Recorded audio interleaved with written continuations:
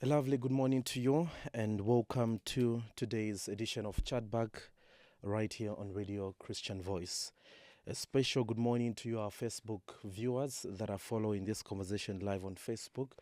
You go to your Facebook and search for RCV News. RCV News is a platform where we post everything current affairs. So come through and let's get interactive on that platform.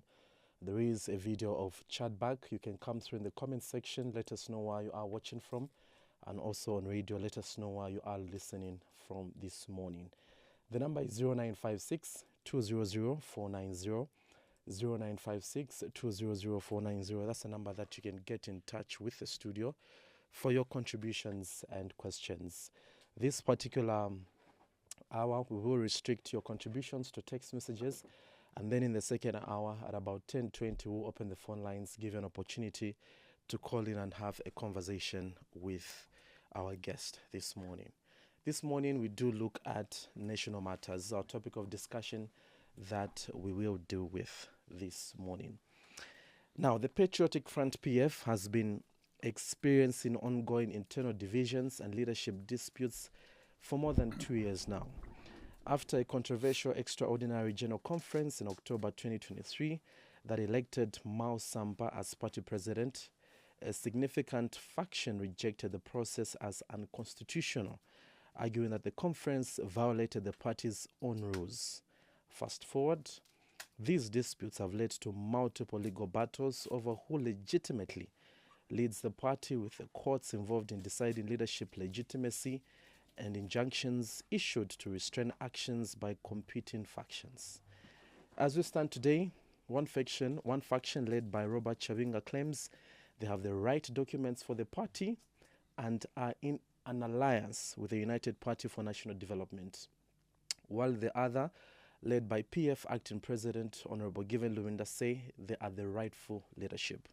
With the general elections scheduled for August 2026, PF's fortunes hinge on whether it manages to resolve internal disputes and present a united front. As of now, negotiations, realignments, and legal battles continue, making its electoral strategy still uncertain and unstable. This morning, we host PF's Acting President, Honorable Given Lubinda, who is our guest on Chatback. Honorable, good morning and welcome to the program. Good morning, and thank you very much for inviting me. And good morning to your listeners. Good morning to your Facebook page followers. Most definitely, and always great to have you after a very long time on this platform. Before we get into the politics side of our topic of discussion this morning, I would like to get it from your personal perspective. How would you describe the year 2025, and what do you look forward to the most in the year 2026? Thank you very much for that very important question. 2025 was one of the most difficult years for the Patriotic Front.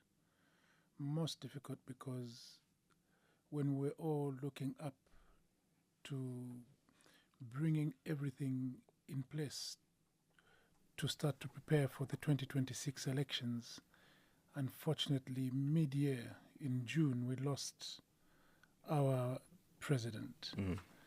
And we thought that we would bury him like any other person would be buried, so that we could continue with our activism.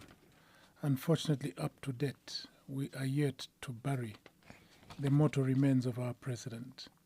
That has kept us in a state of mourning for more than 6 months. We've been in mourning ever since 5th of June, 2025. And we've had a plethora of court cases that are never ending. So besides mourning, we've also been in and out of courtrooms trying to convince the court to hand over the party back to us. And we've not achieved that up to now. So 2025 has been a very challenging year for the Patriotic Front. And because of that, of course, some people are becoming desperate, others are becoming despondent, and others who are in a hurry are also getting involved in activities that otherwise they wouldn't have been getting involved in. So 2025 has really wreaked havoc on the Patriotic Front. It is my prayer that 2026 brings better tidings for the Patriotic Front. Most definitely. All right, let's start with the patriotic front. And I had a conversation with some Zambians. I told them I was hosting you on this program today, and they gave me tons of questions. Some that are your loyal supporters, some that are just neutral, and some that just want to see democracy thrive, especially among the opposition. So let's start with the patriotic front. I know there's many fronts that we could start this conversation, but let's start perhaps with the general conference, the general elective conference, that for others, that your loyal supporters feel has delayed.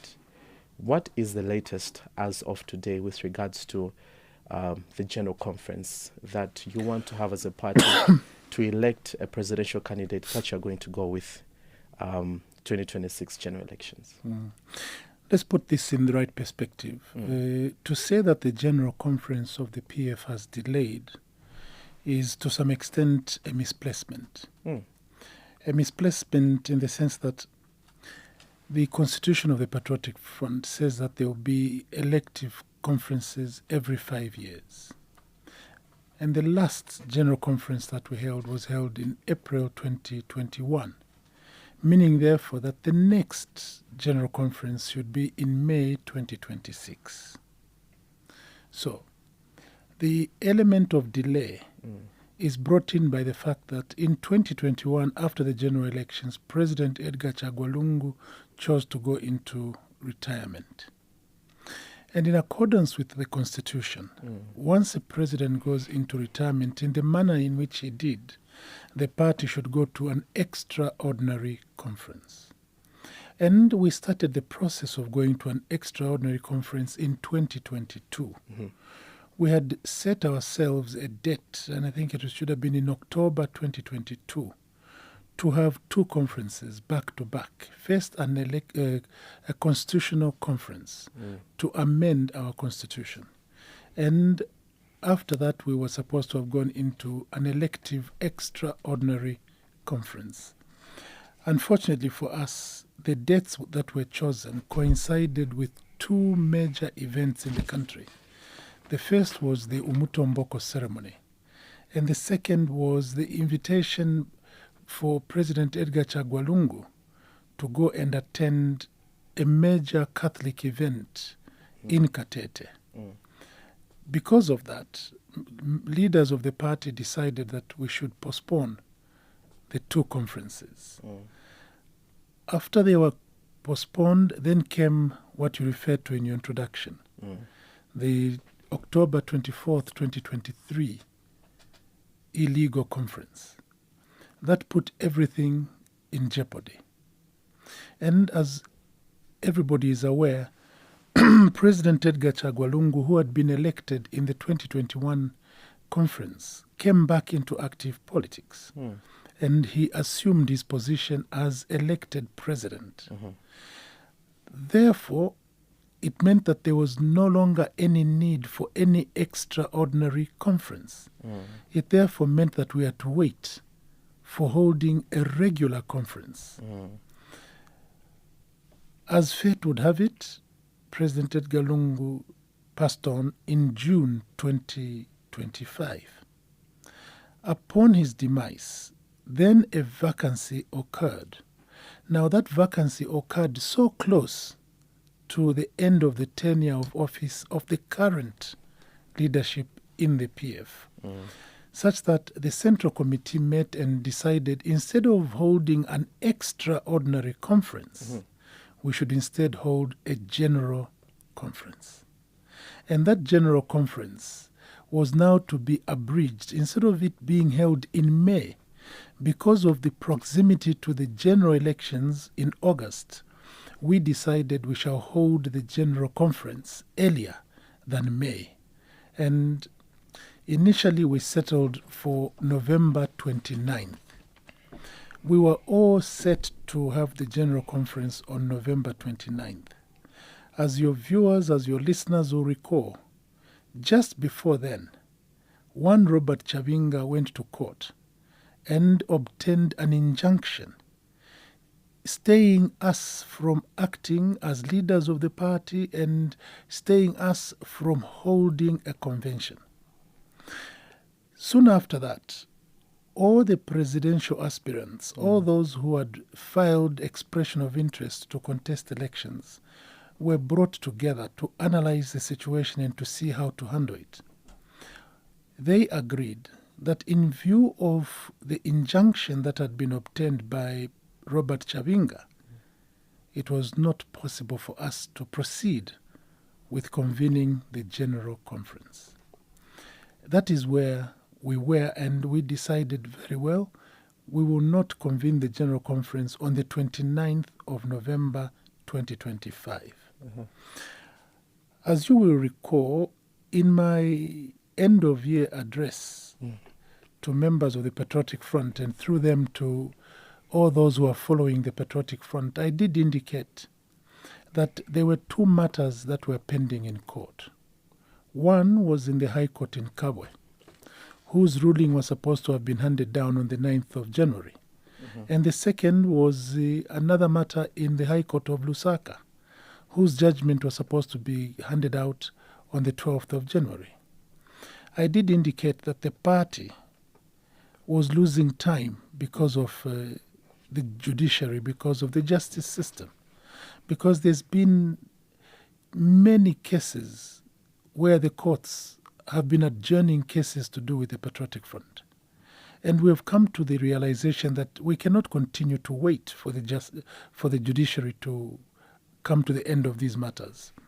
We therefore announced that soon and very soon after the 12th of January, irrespective of how the judgment will go, the Central Committee of the Patriotic Front would meet so that the leaders of the party would decide on a date when the conference will be held, and that they should decide also on the umbrella that they should use. Whatever name it be called by, they should select a special purpose vehicle. If it is not the PF, time had come for the leadership of the PF to select any other special purpose vehicle to go and convene a general conference to prepare themselves, to prepare ourselves for participating in the 2026 August So elections. in other terms, are you confirming that you have thrown in the towel and perhaps given up on the Patriotic Front? No, we have as not. Things stand. We have not given up on the Patriotic Front. What we have done is to give up on the judiciary. We have given up on the judiciary. Given up in the sense that they have been adjourning our matters over and over again. And for us, time is of the essence. We cannot continue to be waiting at the doors of the judiciary for them to hand down our judgment. Time is running. We ought to decide. And I've used this analogy before. If you're traveling on a truck from one point to another and your truck breaks down, I don't think that you stand there with your bananas rotting in the back of the truck. You obviously stop another truck that's going in the same direction, move your bananas and go and deliver them to the market. This is where we find ourselves in. So the general conference that you're going to have is not going to be under the PF umbrella. You will select, for instance, FDD, and that's how you'll go for that general elective conference or AGM. And that is exactly what the last Central Committee meeting decided, that we are now determined that by the end of February, we shall hold a general conference under whatever umbrella that will be chosen by the Central Committee. So also, does this mean that you have come to terms that the PF is not going to be on the ballot in 2026? Because as far as you are concerned, Honorable Chavinga says they are in an alliance with the UPND. So you are confirming that 2026, the PF is not going to be on the ballot. On our part, even that announcement by Chavinga is what we are challenging, and it's contemptuous for him to even say that, because the matter of the leadership of the PF is a matter that is before the judiciary. And we, in the Patriotic Front, are saying Chavinga cannot possibly take the PF into any alliance whatsoever. And we are saying that for as long as the judiciary does not pronounce itself on the legal ownership of the Patriotic Front, we will go into the 2026 elections under whatever other umbrella.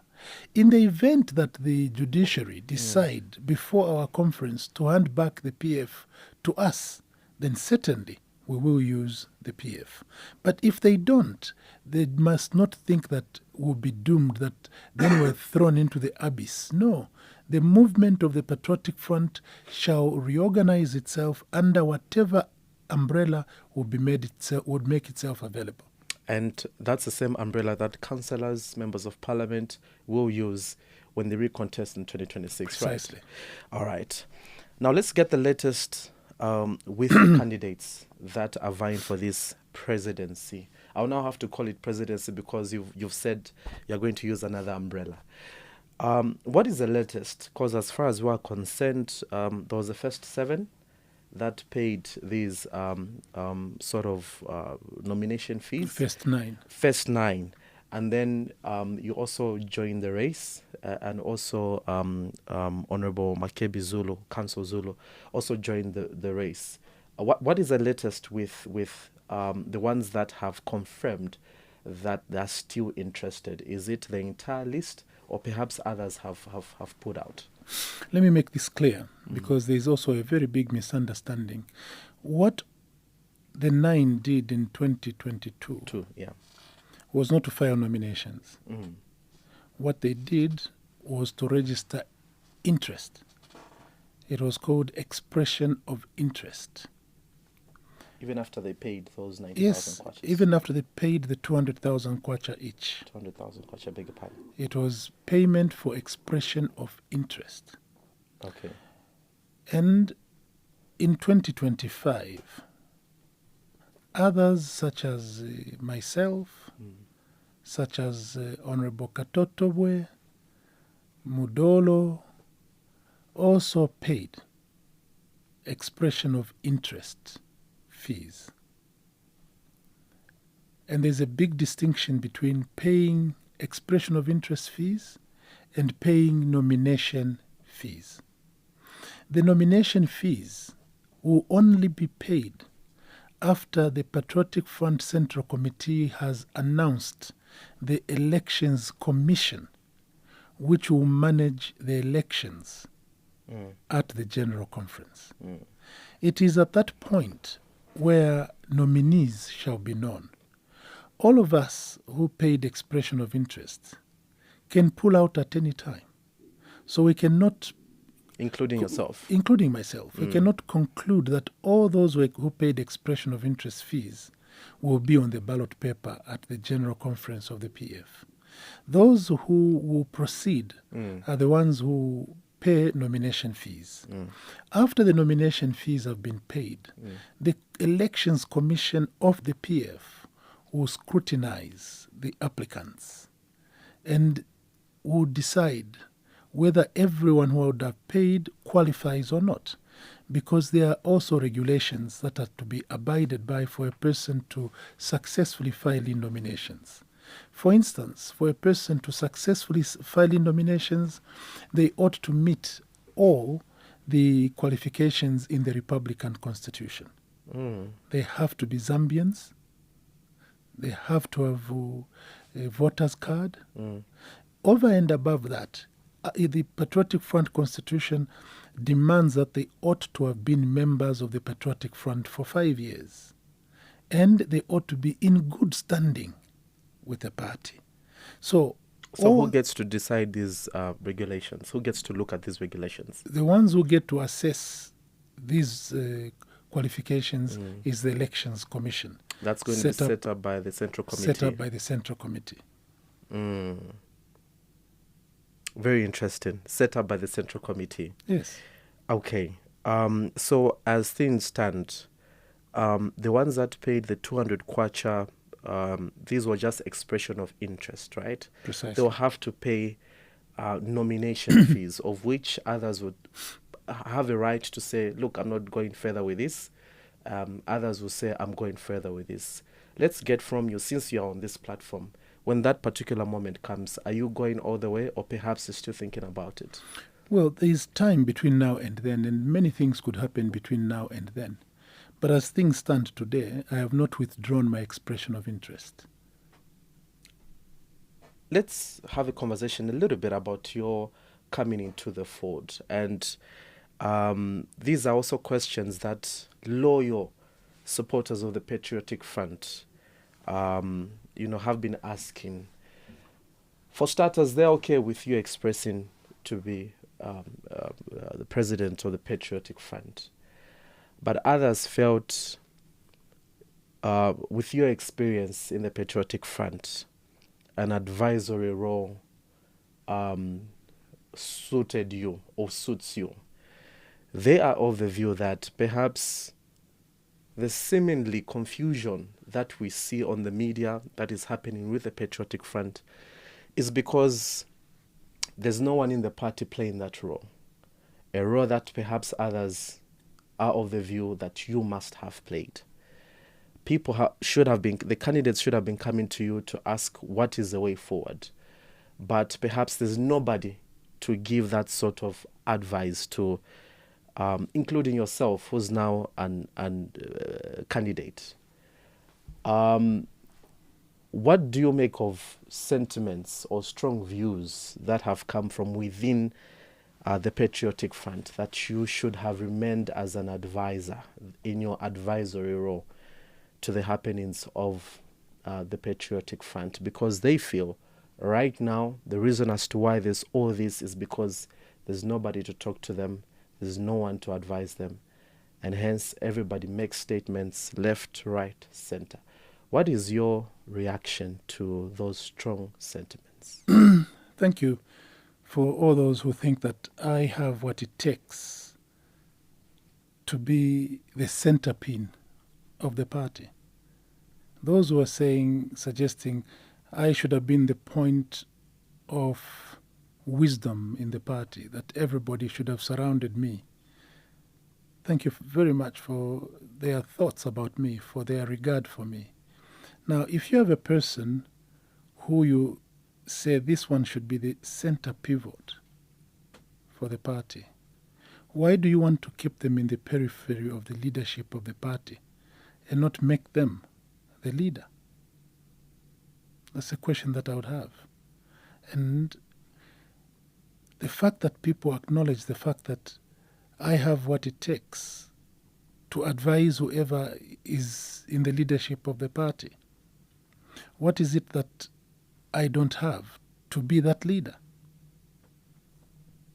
What is it?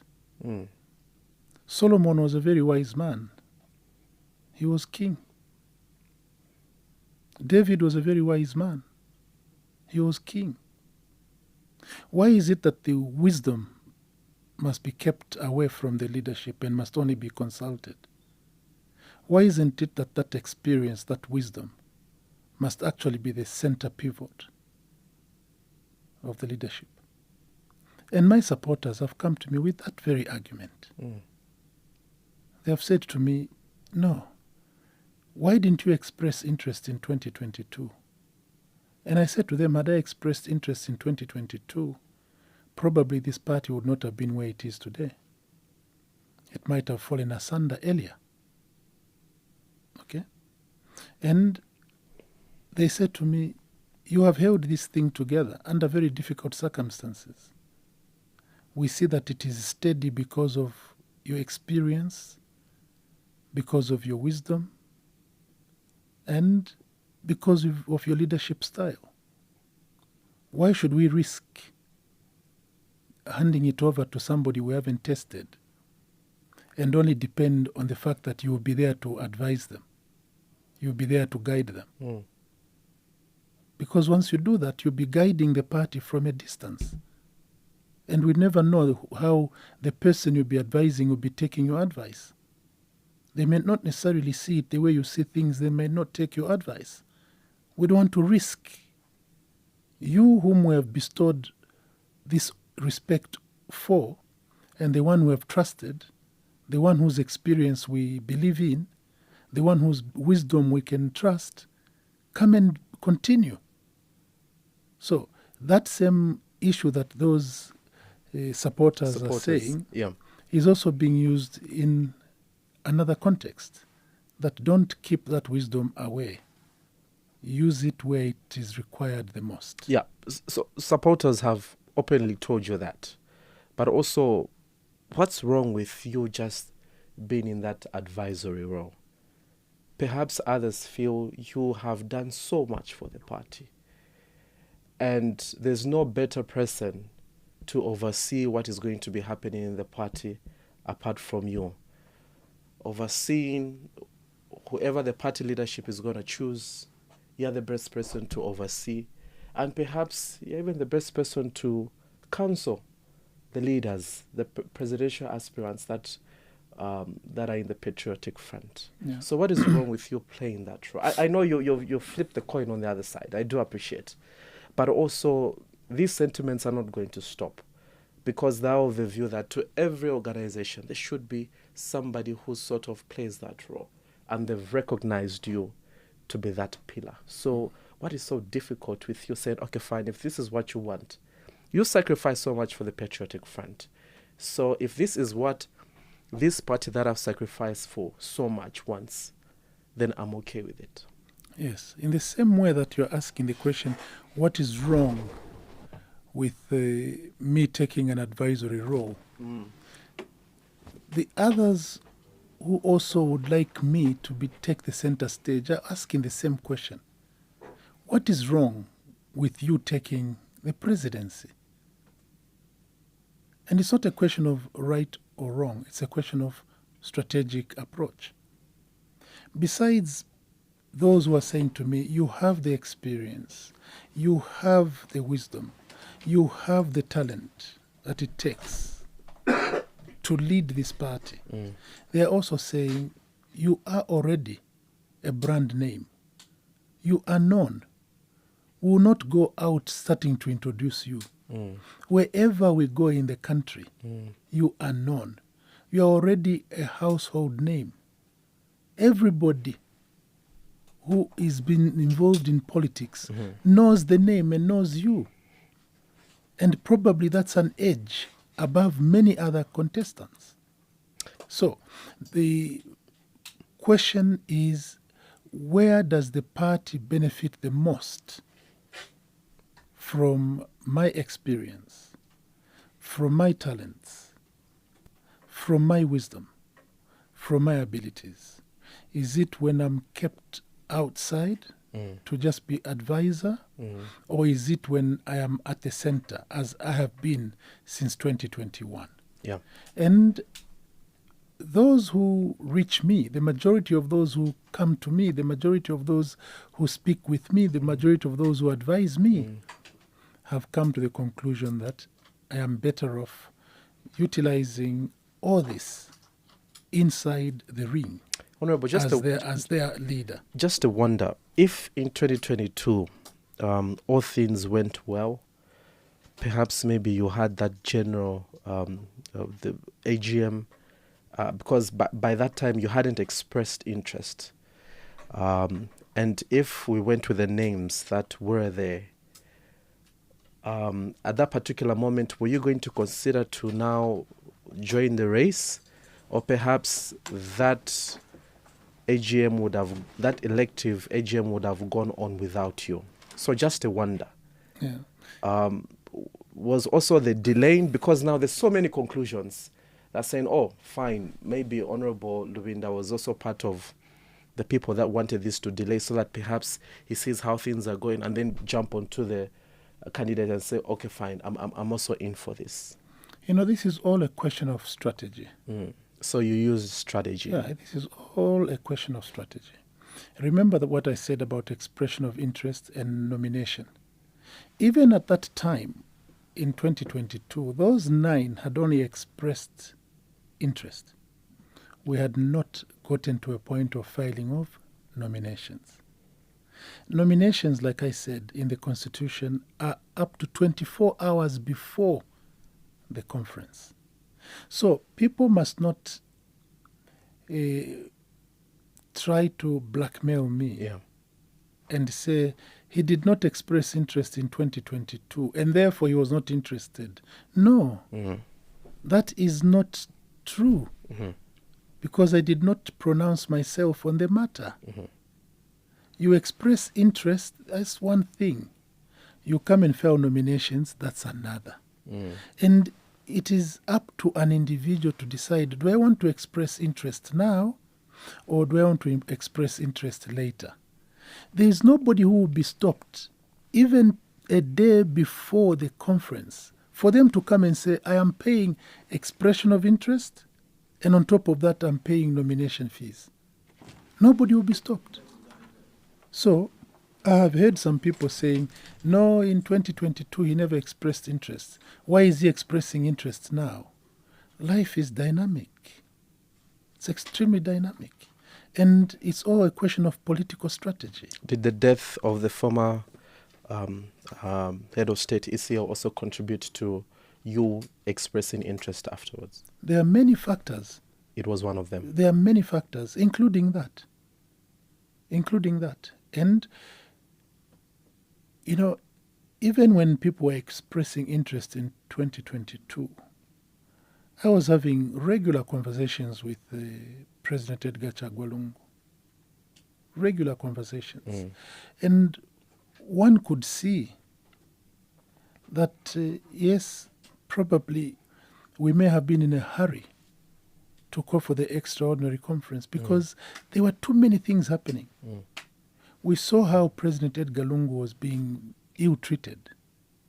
Even when he said he had gone into retirement, he was being ill-treated.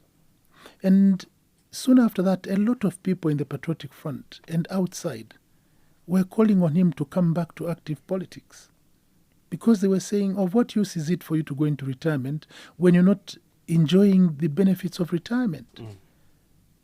There were some who were going to him and saying, no, it's of no use. Can you come back to active politics? So there was a lot of uncertainty. Yeah. Now, I have to also indicate here very clearly that when President Edgar Lungu finally made his decision on the 28th of October 2023 that he was coming back into active politics, by then I had already acted as president of the party from September 2021 to October 2023. I was very happy and I handed back the instruments of office to him happily. And I was amongst those who agreed that we should present President Edgar Chagwalungu as our candidate for 2026. So yes, there is no denying that his passing on also influenced my decision to file expression of interest to lead the party. Your expression of interest, now this is where it becomes very interesting. Yes, you are an interested party, but also the party leadership and supporters of the Patriotic Front know that you are the Patriotic Front acting president and you have powers. We have seen expulsions. We have seen people being removed from the Central Committee. The same people that are going to form the electoral sort of an ECZ within the Patriotic Front when you go for that conference. These are the same people that are also going to look at these regulations, who is eligible, who is not eligible. We've seen changes to the Central Committee. Now, for others, they are of the view that it's a little bit unfair because in as much as you are the PF acting president, you sort of have some powers and it's very easy for you to make maneuvers so that perhaps at the elective conference you are favored in one way or the other. Others, such as Davis, will have been very strong. He's even questioned your nationality to say, look, we cannot go for Honorable Lubinda because he's not even Zambian. And others have fairly attacked you on that route. So then, is it fair for one to conclude that you may also be abusing your powers as PF acting president to somewhat make changes that are going to suit you at the general elective conference? You've raised a number of very important questions there, and I have to take time to try and respond to each one of them. But before I do, did I hear you correctly by saying you have been fairly accused? Fairly attacked. Fairly? Yeah. That people have attacked me fairly? Fairly in the context of not so much, not so little, but fairly. Oh, I see. Okay. Yeah. Not in the context of justly attacked. No, not the context of justly, but, Okay. you know. Very well. Yeah. When they say fairly good, fairly bad. All right. Not really bad. Okay. Let's start with what I think the question is: conflict of interest. That you are acting president, you have power, and you have also registered interests to become president. Incumbency comes with responsibility. And incumbency, unfortunately, is not a disadvantage for anyone. Incumbency is what it is, incumbency. The Constitution of the Republic of Zambia allows that the incumbent president is eligible to file nominations to seek a second term. And the incumbent remains president until they hand over power to the newly elected president. The Constitution of Zambia, the Republican Constitution, does not say that the incumbent must resign because of conflict of interest. No. The PF Constitution likewise recognizes incumbency. And the Constitution of the PF says the president shall open the General Conference. And it is at the National Council, which precedes the conference, where the president dissolves Central Committee and dissolves himself. So the framers of the Constitution did not provide for a period of vacancy in the presidency. There is no such provision. And to my knowledge, there is no political party in Zambia which has that provision. All political parties have the rule of incumbency that the incumbent president, the incumbent leadership, convenes a conference or a convention at which a new leadership is ushered in. Why this discussion about conflict of interests on me particularly is a matter of surprise. President Edgar Chagwa Lungu was president of the Patriotic Front when he led us to the conference in 2021. How come nobody said, declare interest, step aside, because you may abuse your office? President Mike Osata, likewise, in 2011, 2016, led us to the conference. Sorry, in 2006, 2011, led us to conferences without anyone saying you're going to abuse your incumbency. I hope I've put that in the right perspective. There is no provision, not even in any club, not even in a church. In those churches where they elect bishops, the incumbent bishop is the one who presides until such a time that his committee is dissolved. Likewise, in corporate governance, the board chairman does not resign before the elective board meeting, the elective general conference. No. So there's nothing different with the PF. Secondly, expulsions. I have to state that I have not expelled anyone. I have not. The only ones who can be considered to have been expelled themselves. And those are the members of parliament who went against the three-line whip of the Patriotic Front. The Patriotic Front, through the national chairperson, Madam Jean Kapata, indicated on Sunday before the voting on Bill 7 that whoever in the PF, whichever member of parliament from the PF benches who would vote in favor of Bill 7, they must consider themselves expelled. So those who went and voted for Bill 7, they did it consciously. And they did it knowing that the three-line whip had been invoked. And the result of voting against the will of the party, against the three-line whip, meant expulsion. The others that you referred to, and you made mention of some name, were not expelled. They are still members of the party. All that I did was to remove them from the Central Committee. I did not expel them. I removed them from the Central Committee.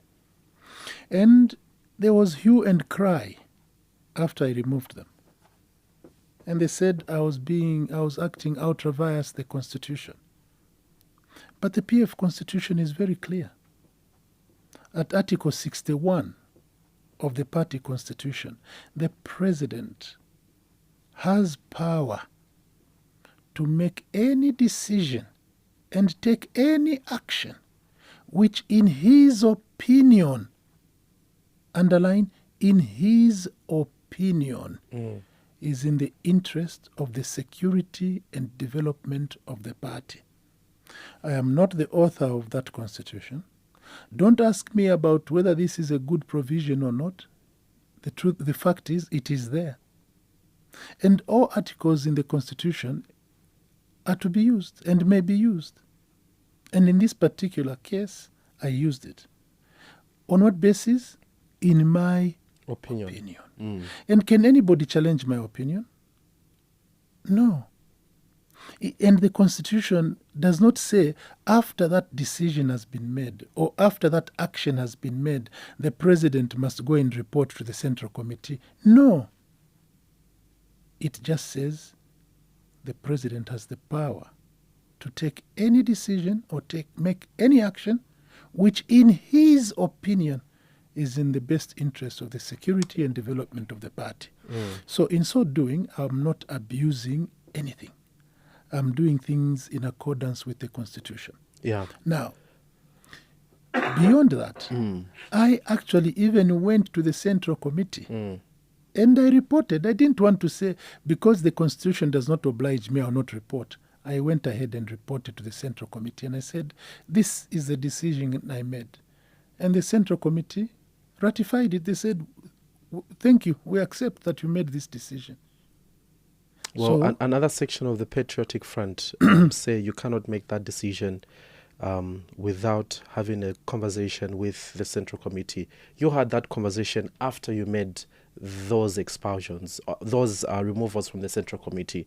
But other sections from the Patriotic Front say if our acting president wanted to do this, he would have informed the Central Committee. We sit and we make these decisions. But also, up above that, don't you think it's such maneuvers that are now benchmarks for speculation, especially seeing that you are also in this race to be the presidential candidate for the Patriotic Front? Let's not leave the issue that those who have come to you and said he should have consulted the Central Committee. Let's not leave it behind, because we run the risk of leaving people with misinformation.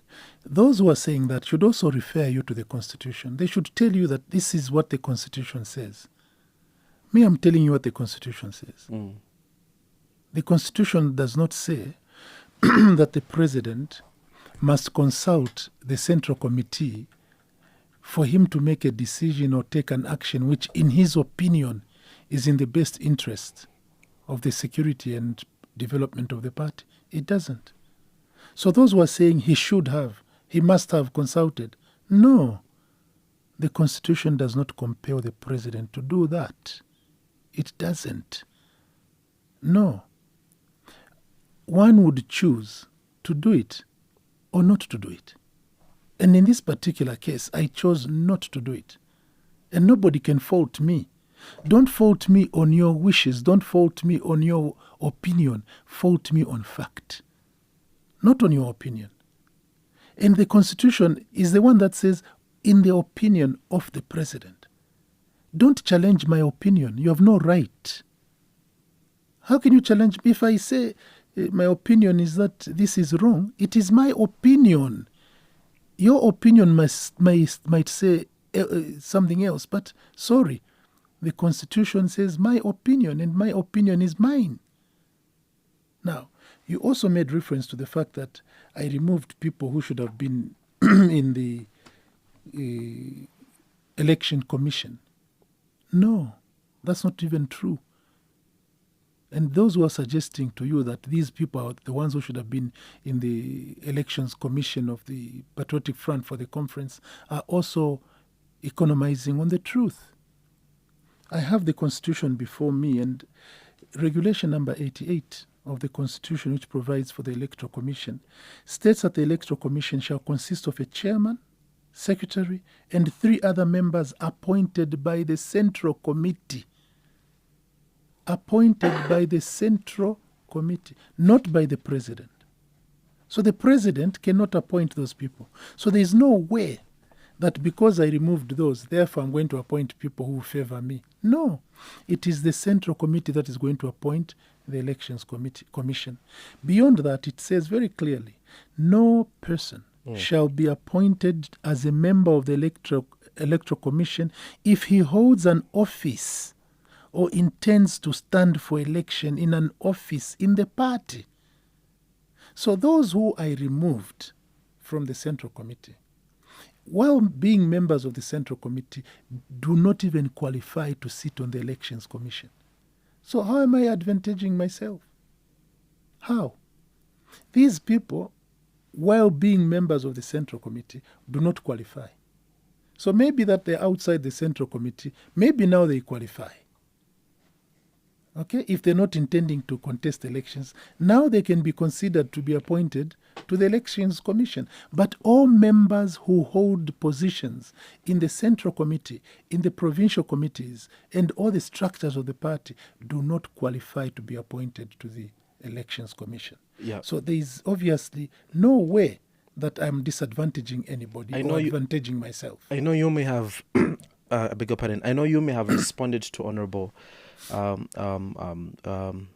you may have responded to Davis Amwila on several other platforms, but because of our listeners, in the Gen Z world, they would say yourself and him in the previous years were buddies.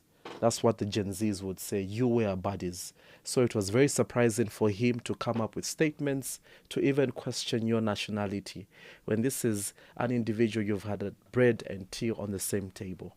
So then it's also from such statements that speculation arises and perhaps dents your candidacy for the Patriotic Front. I would love you to respond to some of his statements that were really strong against you.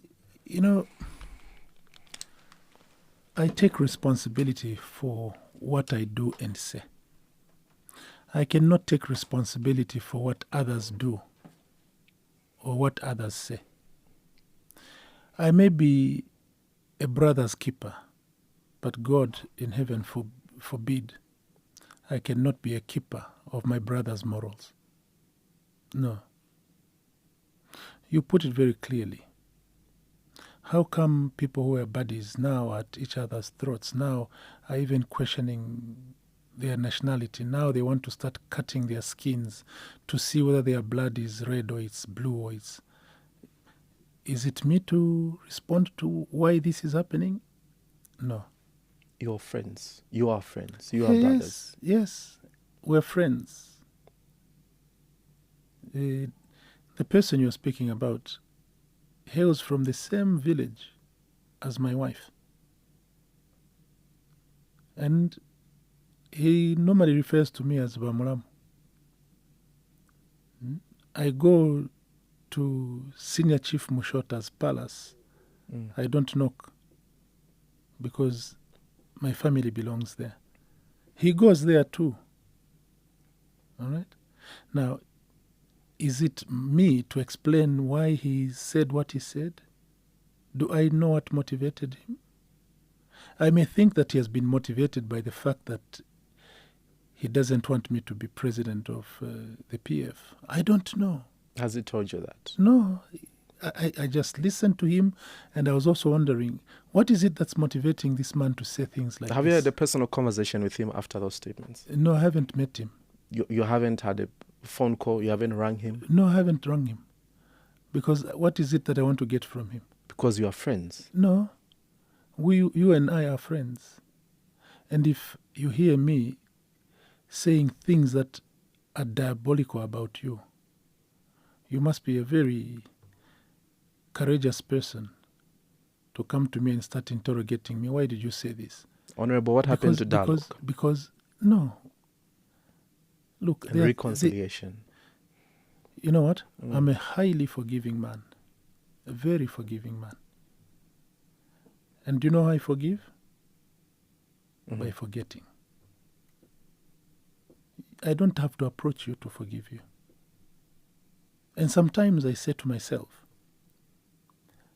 let your deeds hang you. I will not assist you.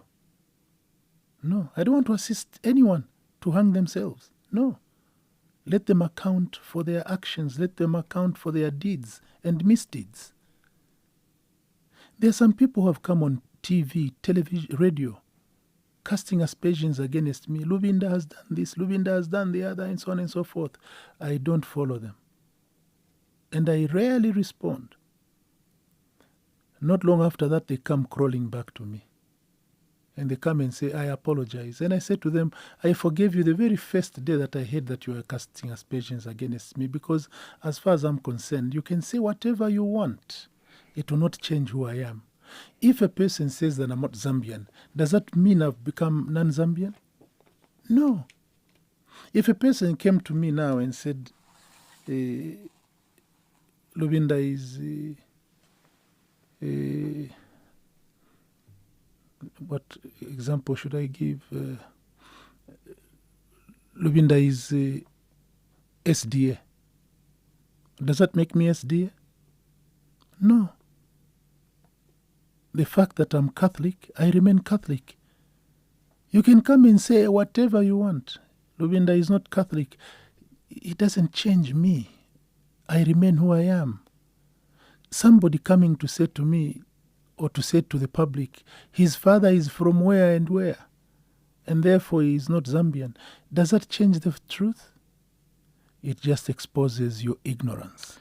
Lastly, and what is worrisome for me, beyond just a question that you referred to being friends and so on, what is worrisome for me is that we can have former leaders who don't understand the constitution of the country. A former minister, for that matter of Home Affairs, doesn't understand who a citizen is, doesn't understand the qualifications for presidency with regard to citizenship. That worries me a great deal. Don't you think that it all boils down to your party, the Patriotic Front, where these ministers come from? Don't you think now that worry should now be more on the party as opposed to the individuals? I'm sure that members of the Patriotic Front, discerning members of the Patriotic Front, must be worried. Okay, lastly. Did we really have ministers who can't understand, who can't interpret the Constitution? Yeah, lastly, because of time, we'll have to move. Yes, please. And lastly on this issue, are you ready to sacrifice more, and perhaps others would even say die for the Patriotic Front? I am already dead for the Patriotic Front. Okay, just there. We have seen the Patriotic Front over time slowly losing members of parliament. Others not through by-elections, but others have openly come out and said, look, we are working and we are going to work with the UPND. We've also seen the same trial or the same trend with councillors. And so people are saying if there's one person that should hold us together is yourself, but in an advisory role. Again, I come back. Right now, as things stand, there's nobody to hold them back because you're also busy with your presidential, aspirations. and, trying to persuade the voters, and, you are busy with other things. Can those Don't you think the bigger picture should be the patriotic front that you want to save? Don't you think there's a bigger role for you to play outside the presidency? Can those who are insisting on me playing that advisory role explain to you what disqualifies me from using that same skill which they want me to use as an advisor, from using it as the leader? What is the argument? Because you can't continue insisting, be an advisor, without telling me what should disqualify me from being the leader. What is it? Two different roles. Yes, Honorable. But two different roles. Yes. President of the party and an advisor to the party. Advisor to the party, we're talking about Council of Elders. This is where they go to when things are in a mess, when things are stuck. Look, if you were to be president of the Patriotic Front, when things are stuck, where are you going to go to as a party? Do you want a president who is totally inexperienced, who is unwise, a president who is not popular, who is not known anywhere, a president who is immature, simply because you have an advisor who has what it takes? Is that what you're saying? Can somebody please say to me, you are a distinguished member of this party, and we want to show you the distinguishing of you to become an advisor and not the leader. Tell me, what is it that disqualifies me? Or is somebody suggesting to me I'm overqualified to be president? And if I'm overqualified to be president, then why are you throwing away that quality which should actually be inspiring you as members of the party? And you are saying, no, put him aside. Is it something else which I'm not reading? What is it that you're not telling me? What is it? I want to hear that. Because on one hand, when you say, you are the right one to be advisor to the party, what I feel in my heart is that people are appreciating my ability. I can hold this thing together. But then I'm starting to wonder, I hold it together from outside. Do you say to me that you don't mind the qualifications of the person who is president? You are only bothered about the qualifications of the advisor. That is wrong.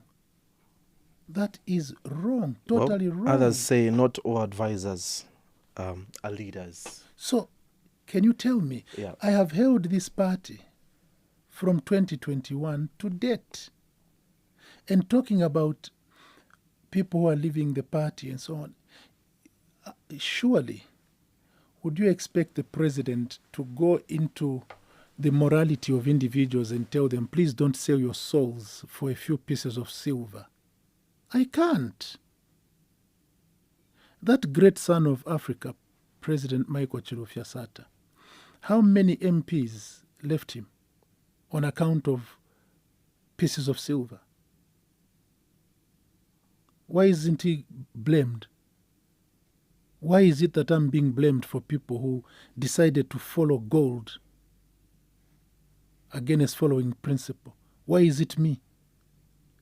When 22 MPs were expelled by President Michael Chilufya Sata for attending the NCC, why wasn't blame put on him? And now you have these MPs who decide to vote for Bill 7. Why is it my responsibility? Do you see how warped this thinking is? And just to get clarity on those members of parliament that voted for Bill 7. If councillors are endorsing candidates for the UPND because they've been promised this or the other, why should it be the president? Yeah, so just to get clarity, was that just a mere statement, or perhaps you have formally written to them, or you will formally write to them of their expulsions, the ones that voted for Bill 7? I think you may have followed the statement that I issued. I said, all those who voted for Bill 7. And the Central Committee that sat last Saturday said Parliament, for the first time in the history of Commonwealth Parliament, the Zambian Parliament under Madam Nelly Muti decided to abrogate the principle of transparent parliament by embargoing the voting list. They have not published up to date, they have not published the voting list. So we don't know who amongst our 36 MPs who were in the chamber who didn't vote. We know that 35 of our MPs voted, but there were 36 but for the last reading, everyone voted. So I'm sure that's an easy pick. No. There was one who didn't vote. Exception of one. It still gives you a very good number to work with. And this is the reason why we said all the 36.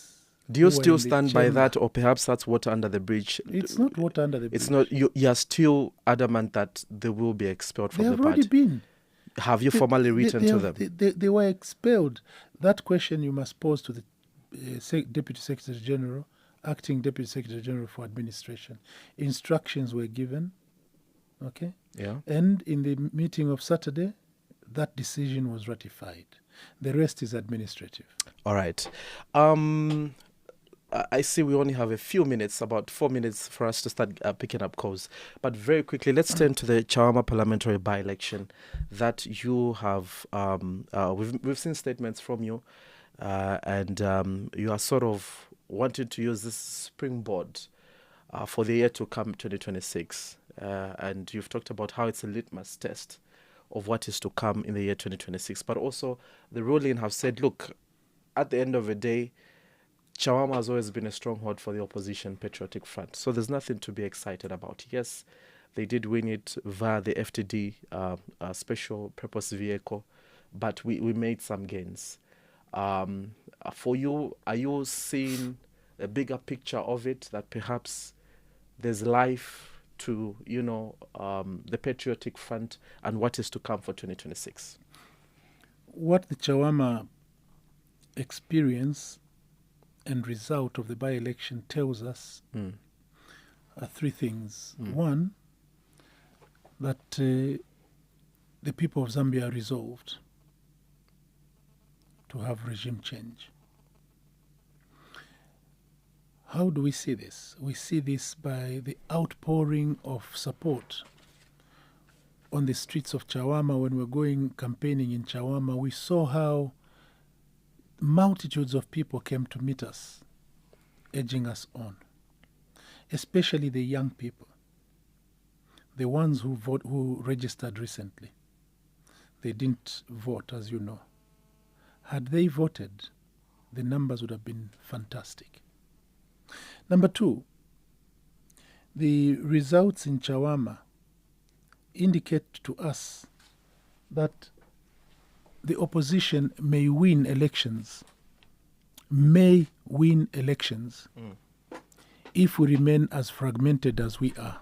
We may win the 2026 August elections. However, the opposition will, I emphasize that, the opposition will win the elections once we are united. When you use the word once, meaning right now you are not united, and there's no chance for you to win the elections right now. No, I didn't say no chance. I said may. Remember that. I said as fragmented as we are, we may. But if we're united, we will. There's no question about it. If we're united, we will win the August elections. No doubt about it. How does united look like? United looks like all major opposition political parties coming together and fielding a common candidate at presidency, in parliament, and in all the council seats. That is what a united opposition is all about. That all the opposition political parties go out with one voice to the Zambian people. The Zambian people are yearning for regime change, but now they are asking, you guys are fragmented. There are too many of you on the ballot paper. We don't want you to all grace the ballot paper. Can you unite so that we have one formidable opposition political party That is what the Zambian people are yearning for. And we saw that in Chawama. We saw how people in Chawama were coming out from different political parties and supporting one common candidate. We had a few other opposition political parties that went into that race on their own, but the results show that the majority wanted a united opposition. The only united opposition that you saw in Chawama was the united opposition that was supported by the Patriotic Front under the FDD. The others went into that election as individual political parties, and their performance is what indicates what I'm saying, that as fragmented opposition, we may win, but as a united opposition, we will win. Do you think it's possible to achieve a united opposition We will achieve it. on this It is current possible. trajectory It that is we're on? possible. We've It is seen the possible. Patriotic Front be in alliances, and those alliances, one may conclude they have failed. Currently, Tonse Alliance, there's all over the place. Others say the Patriotic Front is suspended. You say we're part of the alliance. Do you think it's possible to achieve a united alliance? A united opposition? I have to be careful with this, because the Council of Leaders that met during the campaign in Chawama resolved that we should not comment on this matter until after Chawama by-election and Kasama by-election. The Central Committee upheld that position, that we should not react to this until after Kasama by-election, because we don't want to jeopardize our chances in Chawama and in Kasama. Happily, because of that decision, we won Chawama. And I'm prayerful that because of this decision, we'll also win Kasama. And after that, the Patriotic Front and the Council of Leaders of the Tonse will pronounce themselves. Insofar as the question you asked, that PF has been kicked out, we believe not only in boardroom politics, we believe in grassroots politics. The pronouncement that PF had been kicked out of Tonse was made in the middle of the campaign in Chawama. But what did you see? I'm sure that some reporters from Christian Radio Voice came and covered our rally in Chawama, and that rally was under what banner? Tonse Alliance. And you heard that we were campaigning in Chawama. For whom were we campaigning? We were campaigning for a common candidate. Under what umbrella? The Tonse umbrella. Under what ticket? FDD. Likewise, we're doing so in Kasama. So as far as we're concerned, on the ground, the Patriotic Front is showing that it is part and parcel of the Tonse Alliance. And everything else shall be pronounced after Kasama. For now, and I hope for the future, this will be the trajectory. All right, let's get to the phone lines. Let me start with a quick snap question. Says, good morning, President Lubinda. My question to you is, if you do not carry the day at your elective convention, we will still remain active and a loyal member of the PF. I have presented myself. I've registered interest. And when the nomination day comes, I file in nominations. Then my fate will remain in the hands of the members of the General Conference. In the event that they don't elect me, I will cease to be president. I will cease to be member of the Central Committee. I will be an ordinary member of the Patriotic Front. Perhaps you would take up that advisory role that people have been crying for. You know, the advisory position is nowhere in the constitution of the Patriotic Front. There is no such position. And an advisor is not necessarily a person who's given an office. An advisor is an advisor. Anybody can go and consult them. And if there will be people in the party who want to use my wisdom and to come and use my experience and come and consult me, they certainly will be welcome.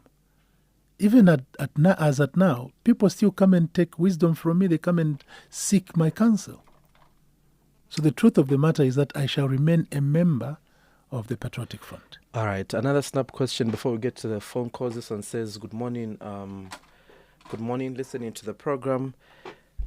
With your explanation, does this entail that there is no dialogue with Chawinga outside court? As we stand, have you thrown in the towel that, look, this is as far as we can go, and there's no going back. We cannot dialogue with Honorable Chabinga outside court. When we announced that Miles Sampa and us had reconciled, very few people heard about us having private consultations. And that is my style. I like to keep private discussions where they belong, away from the public eye. Because if I bring them to the public eye, then I'm allowing the public to also get involved in those conversations. So you've been having private conversations with Honorable Chabinga. Therefore, they will not be private. So leave that where it belongs. I will not come and divulge here which people I'm consulting in private, which people are... You could always whisper to me. No, it's not like I'll tell anybody. No, that I cannot do. Okay. That is between the players who have chosen to have private conversations. If you make reference to private conversations in public, then they are no longer private conversations. So let's leave it at that. Just the two of us in the studio, though. Anyway, let's get to the phone lines. The number is 0956 200 490. Let's get to your contributions. 60 seconds. Let's be real quick. Hello, good morning. Good morning, sir. How are you? Very well. Your name and where are you calling us from?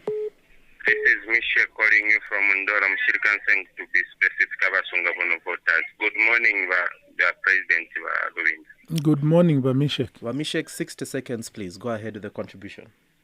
Thank you.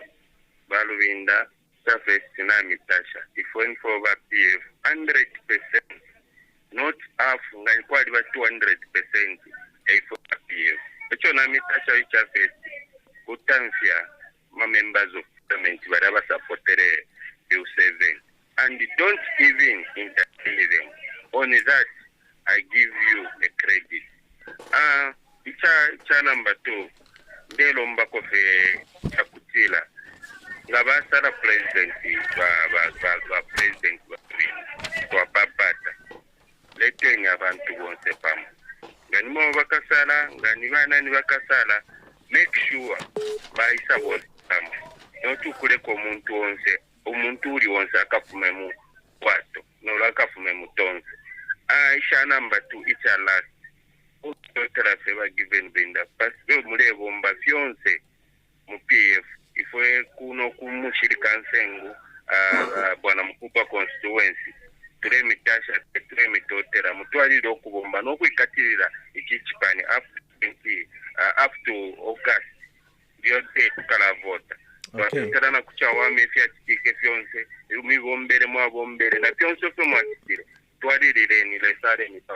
Thank you so much, Mishek, for your contribution. Hello, good morning. You are through to the program. Your name and where are you calling us from? This is Lameki calling you from Lamek from Kitwe. Go ahead with the contribution. 60 seconds, please. All right, go ahead with the contribution. Honorable President, Bwino Lamek mulishani ku Kopala. Insala mdala insala. Ubuchushi bazileto ubuchushi mpale tulaya. Cyari pisana n'ibyo bizigeze kitika. Ubu batubeterenga nifa kuti yaona ula mataba. Ubu wakaira bantu bali kulisha. Nganiza nile kurusa leo na bintu. Soda bapata Lubinda. Kisagete wangu mutulubule pantu apa bandini. As I'm speaking today, so Amataba is a program of Sandisha Mataba. So some of us we are not beneficiaries of this Mamona. So we will take over the actually nobody in the system of Patamutuleko. That's from All right, thank you so much for your contribution. Let's get another caller. Hello, good morning. Yes, your name and where are you calling us from? Kitwe Washmalan. Yes, Washmalan, go ahead with the contribution. Calling us from Kitwe. President. We know Washmalan, Murishan.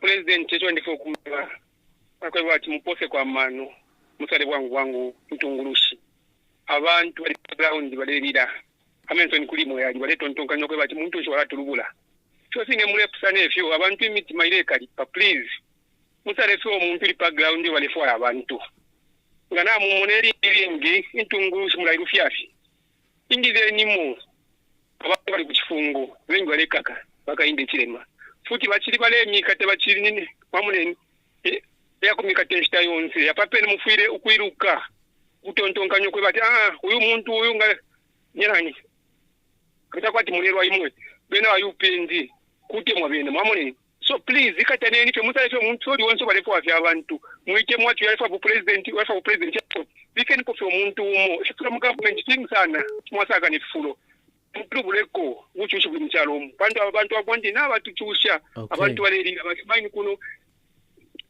paka bavandi bayupendi ama mayini ali suka bufi abantu balechula kuno so ikataneni please president poteni kwa manu kwa ina totera. All right, thank you so much for your contribution.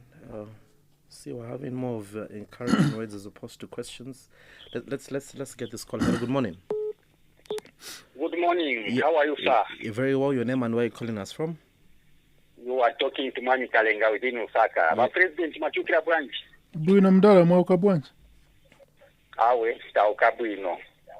Mkamba na Mani Kalenga. Chameni ngakame nitakuchira president. Tifuna kuti mshtoganize ya buino. So that mgulizani.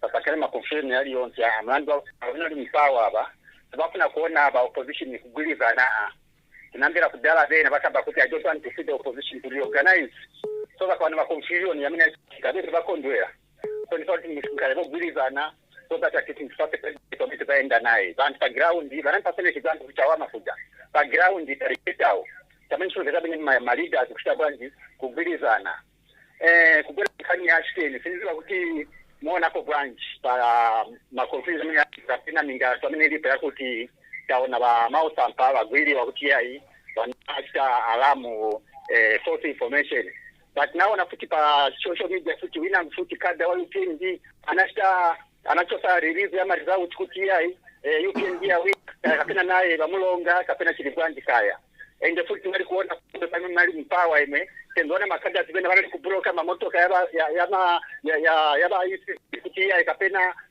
umulima baro paper bamba kusecha ndio kisi alami ni jao branch so tunatakisi msikanzi mwana chona kuti ngati afaka yatu mnamzandi asikomkabili. All right, thank you so much. Let's get 3 more calls so that you respond to them at a go. Hello, good morning. Hello, good morning. Okay, you can call us back on the number 0956-200-490. That's the number that you can call us. Let's get 3 more calls so that we allow you to respond to them at a go. Hello, good morning. You are through to the program. Hello, Mwabu Kashani.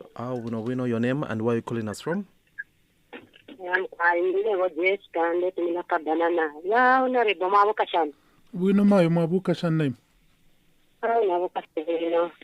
Honorable, in the Ningaranda Kofi, to advise. La opposition, especially in PF. We can come there.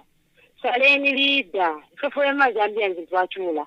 Today, I'm a leader. Tuambo Kulanda, Pokulati leader, Mamba Makampe. If I to read, you could be government in prayer to a tail of whiskey. To read, the number of salary, the never let us finish. Each day, Honorable Given Lubinda. Each day, Mother knew some what to repay you plenty. Some would report like I start reduce cost of living. I prefer to say like a paper move. Sila la kwa mtoto kamera bale pitamora kainde na cooking oil kunoka banana tifika poa tuleta kushitana tulatwi ama light ya baisha tuwe papa nomba papa mama na elections zetu atupera light twali block kale twali block ama freeze yale na iko tumasabi twale that refura no ku order business ta kwa venture secretary tamwaba alabu tushweka weka kuwa kuma hospitals ma prescription yeka tuanze bale tusapromisa pana patole monefile chitika na tuwe kuibushatara mwandi ni twali ufyanyira kunyako ba PF bale tube party ngesa ikala bwino ola namba fyaba wes ndi ba PF twale bunga 110 bale tola tunabudula mufire kusta 50 kwati twali mwana po 50 kwati batu tumatika byeni mukulima tula mukulima oko batu poko tumataba bale furo kutupere ndala mashifu If wala UPND aba iko tuli ready wa Given Lubinda kubafunya ko ba UPND tusali ready dola lefwa ya abantu tumona ko ba tirite nuyo. Thank you so much for coming through. Really appreciate your comment. Thank you so much. Thank you. All right. Hello, good morning. You are through to the program. Good morning, Christian Voice. Good morning, President Lubinda. Good morning, sir. Your name and where are you calling us from? This is calling from Kapilimposh. Your name again? Moyo. Moyo. You have 60 seconds, please. Thank you. Lubinda, inacho ndefu wako fyukwa ati mutuchiteko etiketi. Nifi shivalera ndoko ati tumfuishe vamu. Shivalera that you are not eligible to be the president of Zambia. So ninga chitako request shakwe ati back in 1996, because the MMD, after seeing that Kaunda had a very great popularity, they brought up a phrase in the constitution which barred him on parenthood, saying somebody to be a president, both parents should have been born in Zambia. Then when we had Sata, the vice president Wagai Scott, because of the same issue, he was prevented from being acting president when President Sata is out of the country. Now, educators, was it because the guy yama changes parapakati kuli barungu yama yoine? Is it still there or it was removed? Okay. Panto abantu limbita beshi beche barandira sya kulandaranda. Lero imwenga mwewarelanda mweweshi befintu mpate bambi mwa lawyer. Now you are confusing us who are not lawyers. So tell us, why is this coming up? Okay, all right. Thank you so much. Let's get our very last caller. Hello, good morning. Yes, your name and where are you calling us from this morning? What precious usakile kitwe? Yes, very quickly, 60 seconds, Wash Precious. Yes, neposha ba president wesu ba Lubinda mwashuka shani. Wash Precious mashibuke ni mukwa. Uchushu weka. Chachi ni mukwa. Tulefua president. Chakwe bati bamundubire bamakebi abutati abayimina. Sentu abike chapamo. Then tatunga wakeka pa mkumu hiyo. Sendeni umuntu uri popular background. Kama sanga chini mundu vile na makebi. Basendeni abantu. Umukucha vice president. Wash Precious, can I ask you a question? I know a lot of people are talking about who is popular. In your considered view, who are you seeing is popular among these candidates that people are saying? Who are you seeing is popular in your considered view? My brother, abantu balise babiri. Number one, Brian Munduvire. Abantu background. Balera ndoko bati Brian Munduvire, then Makebi vice president. Iso efishinka you are journalist kuti mwaisa muno mukopa belt atemwa katika kitwe. Mukesa mfati Brian Munduvire president, Makebi vice president. And icho ocho tuleka bila sana. Because mwana ni Given Lubinda chakwe bati if you feel titika bare mishupa one ni government yetikisha bache tutaichita ikote muchinshikuru bache ikote muchinshikuru wa opposition ndaile mipenda kipisha mwana chakwe bati twasalangana ngo muchanga 2026 ngabaisa apita tukapera kuisa abakakakwa bakafula. Okay. Then all right, we'll have to let you go, Wash Precious. We've run out of time. Thank you so much. Really appreciate it.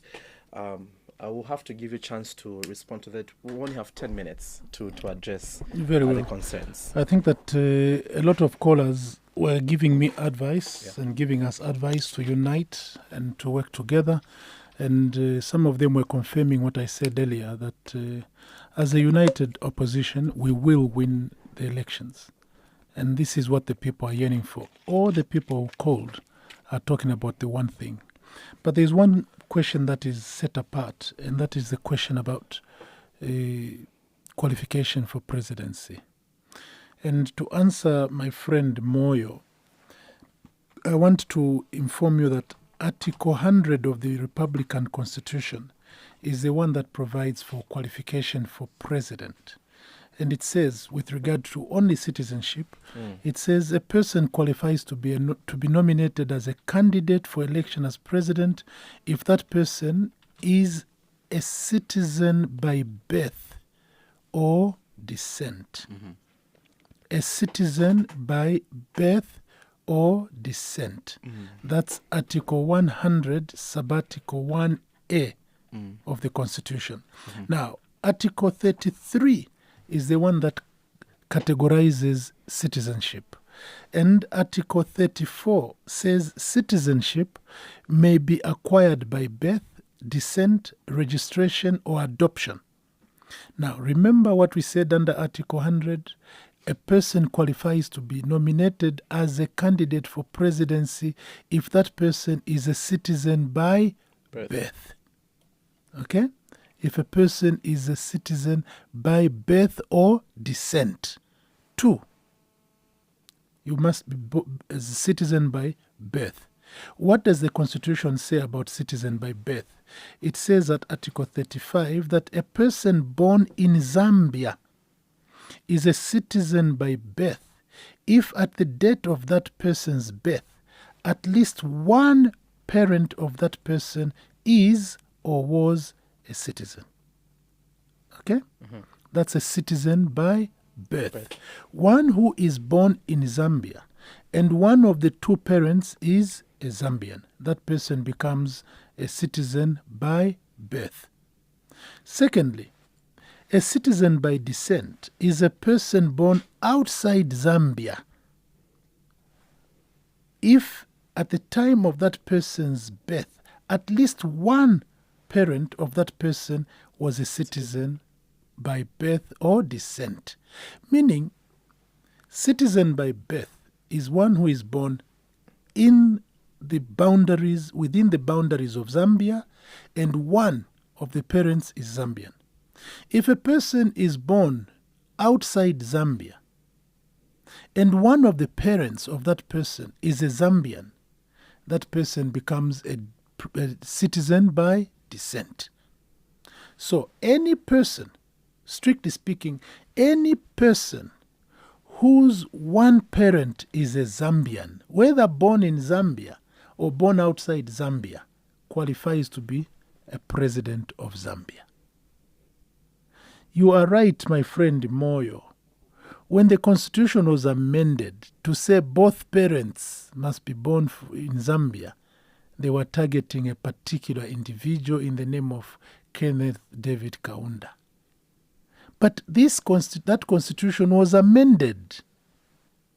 And the 1996 Constitution is the one that provided that a person whose one parent is a Zambian qualifies to be nominated as candidate for holding the office of President of the Republic of Zambia. This is why I said to you, sir, that when you asked me about morality, I said what is worrisome is that a person who held office, a constitutional office, as minister, for them not to understand the provisions of the Constitution and to go on public media and say what they say about qualification and about citizenship is a sign of their being racists. That's being racial. So to add more context to Moyo that called us, you have explained. Now he wants to get it from where do you belong out of all these explanations that you've given, so that he has an informed point of view. What you have to do is not even to ask me. What you have to do is to ask, did I qualify to be a member of parliament, and what are the qualifications for member of parliament? You cannot be a member of parliament if you're not a citizen of Zambia. And I held the office of member of parliament for 20 years. How come nobody raised the question about my citizenship? Why is it being raised now? Because of the presidency? No.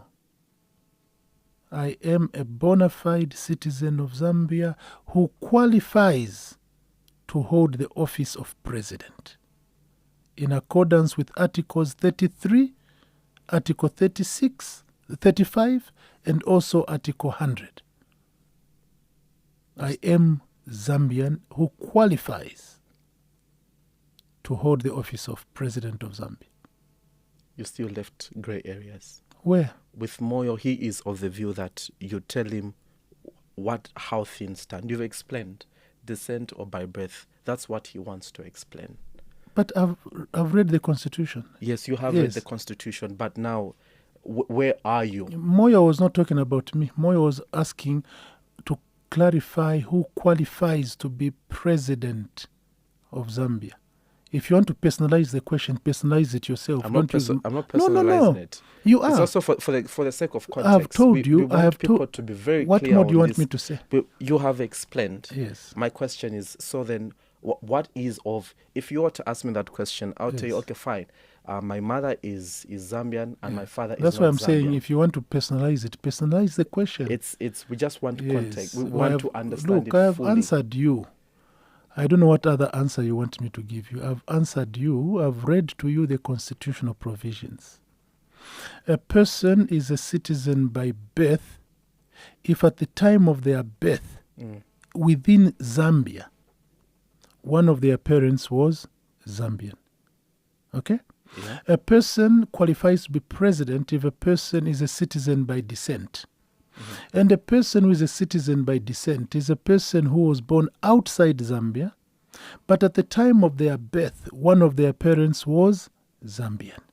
And I've told you that I qualify as a citizen of Zambia by birth.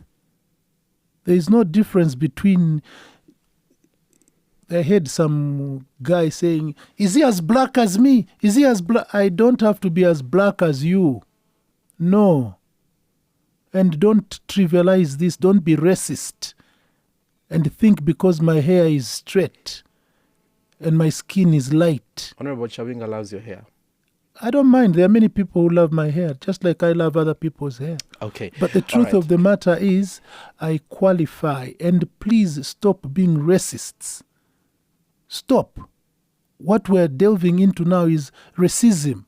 To start asking people, oh, because the pigmentation of your skin is light, can you tell me where your mother came from? Can you tell me where your father came from? You are dividing this country and we must avoid that. And I'm avoiding using me to be an entrance to this trajectory of asking people their parentage and so on and so forth. Because that is what kills countries.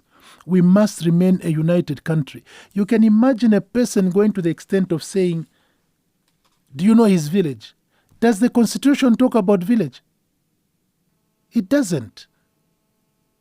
And I want to say to you that it is extremely myopic for anyone to start talking about village today in Zambia. My children know no village. Their village is Zambia. And if you start trivializing this and making this a tribal issue, no, me, I come from such a village. Me, I come... There are people in Zambia who are products of third-generation intermarriages. And you still want them to be trivialized to start looking for their small hut where their great-grandfather was living in a village. No. Let's grow up. One of our callers, I asked them a question. In your considered view, who are the two men, according to them, popular candidates? He said... Makebi Zulu and Honorable Brian Mondubile. What would be your reaction to that? This is the reason why we're going to the conference. We're not going to elect a leader through radio calls. No. We'll go to the conference. And the delegates at the general conference are the ones who will determine who is suitably qualified to lead the party. We're not going to ask callers.